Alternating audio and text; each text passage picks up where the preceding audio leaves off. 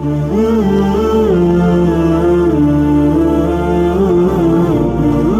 वालेकुम दोस्तों, अलवारिस प्रॉपर्टी में खुशामदीद। सर्वेलेंट के हवाले से आज की ये मेरी तीसरी वीडियो है। इससे पहले मैं 2 वीडियोस बना चुका हूं और पहली वीडियो में मैंने सर्वेलेंट की हिस्ट्री और सर्वेलेंट का जो कॉन्सेप्ट है वो समझाने की कोशिश की थी, और दूसरी वीडियो में मैंने ये बताने की कोशिश की कि किस तरह जो है वो मोरोसी ज़मीन और नाकिला ज़मीन का वजूद अमल में आया। अगर आपने वो वीडियो मेरी नहीं देखी तो उसका लिंक ऊपर आई बटन में मौजूद है, आप वहाँ से वो वीडियोस देख सकते हैं। और आज की जो वीडियो है इसमें हम डिस्कस करेंगे नाकिला ज़मीन को। देखें, सिंध की इस वक्त जितनी भी काबिल काश ज़मीनें हैं उनमें जो सबसे ज़्यादा हिस्सा है वो नाकिलास का है। तकरीबन 70-75% जो है वो नाकिला ज़मीनें हैं, और इसी तरह 15 से 20% जो है वो मोरोसी ज़मीनें हैं। और फिर इसके अलावा जो है नाकबूली ज़मीनें भी हैं, हमेशन लाइन ज़मीनें भी हैं, ख़राबो ज़मीनें भी हैं, यानी ऐसी ज़मीनें जो काबिल काश नहीं हैं। तो इसको भी बाद में डिस्कस करेंगे। इन 2 ज़मीनों का जो है मेजर रोल है हमारी सिंध की रियल इस्टेट इंडस्ट्री में और ख़ुसूसन कराची की रियल इस्टेट इंडस्ट्री में। तो इसमें से आज जो नाकिला ज़मीन है इस पर डिस्कस करेंगे। फिर जो मोरोसी ज़मीन है इंशाल्लाह नेक्स्ट वीडियो में उस पर भी डिस्कस करेंगे। अब ये जो नाकिला ज़मीनें हैं इसको पाकिस्तान में जो है वो बोर्ड ऑफ रेवेन्यू एक इदारा है वो देखता है, और बोर्ड ऑफ रेवेन्यू जो है वो हर सूबे का अपना अपना होता है। यानी कि KPK का जो है अपना बोर्ड ऑफ रेवेन्यू है, पंजाब का अपना बोर्ड ऑफ रेवेन्यू है, बलूचिस्तान का अपना बोर्ड ऑफ रेवेन्यू है, और इसी तरह सूबा सिंध का अपना बोर्ड ऑफ रेवेन्यू है। अब ये बोर्ड ऑफ रेवेन्यू जो है ये सूबे के कंट्रोल में होता है, और बोर्ड ऑफ रेवेन्यू का जो दायरा इख्तियार है वो दही इलाके जितने भी हैं इनके जो है डॉक्यूमेंटेशन को मेंटेन करना, इनके सर्वे को मेंटेन करना। बोर्ड ऑफ रेवेन्यू जो है ये सिंध में जितनी भी लैंड होल्डिंग अथॉरिटीज़ है ये इनकी मदर अथॉरिटीज़ आप इसको कह सकते हैं बोर्ड ऑफ रेवेन्यू को, क्योंकि बोर्ड ऑफ रेवेन्यू से ही इन लैंड होल्डिंग अथॉरिटीज़ को ज़मीनें ट्रांसफ़र होती हैं।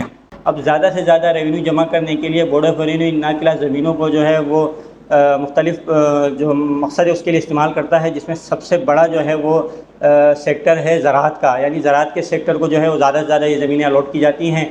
फिर इसमें जो है दूसरा जो सेक्टर है वो है पोल्ट्री फार्मिंग का, इसी तरह फ़िश फार्मिंग है, डेयरी फार्मिंग है, और इसी तरह फिर जो है मुख्तलिफ नेशनल इंटरनेशनल जो कंपनियां हैं उनको भी ये ज़मीनें अलॉट की जाती हैं मुख्तलिफ प्रोजेक्ट्स के लिए।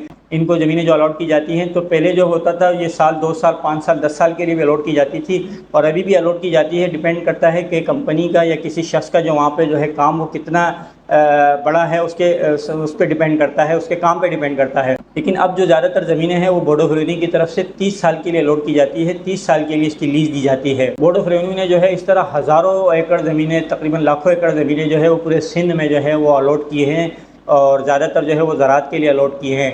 तो ये जो ज़मीनें अलॉट की जाती हैं ये रेवेन्यू जमा करने का इनका बुनियादी मकसद होता है।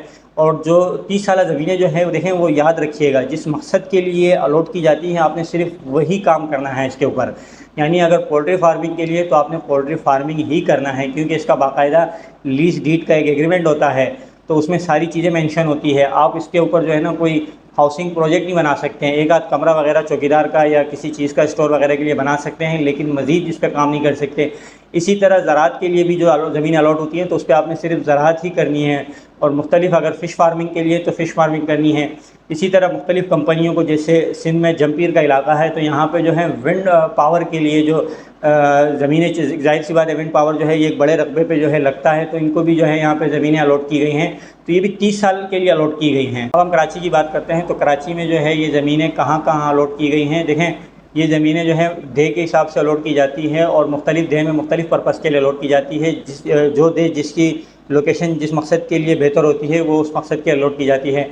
जैसे मलीर है, डिस्ट्रिक्ट मलीर जो है, ज़िला मलीर, यहाँ पे आप देखेंगे तो दे मल है, दे कोंकर वगैरह हैं। तो यहाँ पे एक नदी है जिसे मलीर रिवर के नाम से जाना जाता है, मलीर नदी के नाम से जाना जाता है।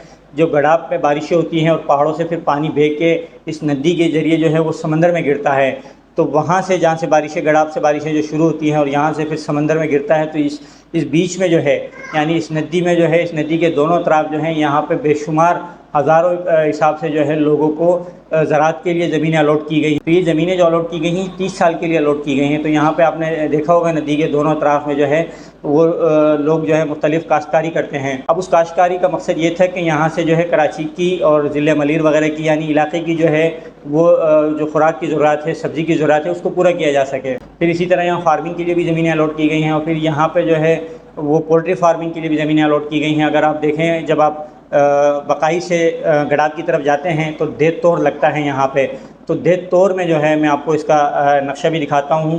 स्क्रीन पे ये दे तौर में जो है ना क्लास 119 है। तो यहाँ पे जो है पूरा मतलब एक लेआउट बनाया गया और यहाँ पे 4-4 एकड़ के पीस जो हैं ये पोल्ट्री फार्मिंग के पर्पज़ के लिए अलॉट किए गए हैं और यहाँ पे बाकायदा ये पोल्ट्री फार्मिंग बने हुए हैं, अगर आपको ये वीडियो में गूगल व्यू में नज़र आ रहे हैं। और फिर इसी तरह जब बलूचिस्तान में हब डैम बनाया गया और ये हब डैम जो है ये कराची की पानी की ज़रूरत को पूरा करने के लिए बनाया, लेकिन जब हब से इस प्लांट तक पहुंचने के लिए बज़रिया नहर को ये पानी पहुंचता है, तो इसके दोनों अतराफ जो ज़मीनें हैं ये लोगों को काश्तकारी के लिए अलॉट की गई, ज़राअत के लिए अलॉट की गई।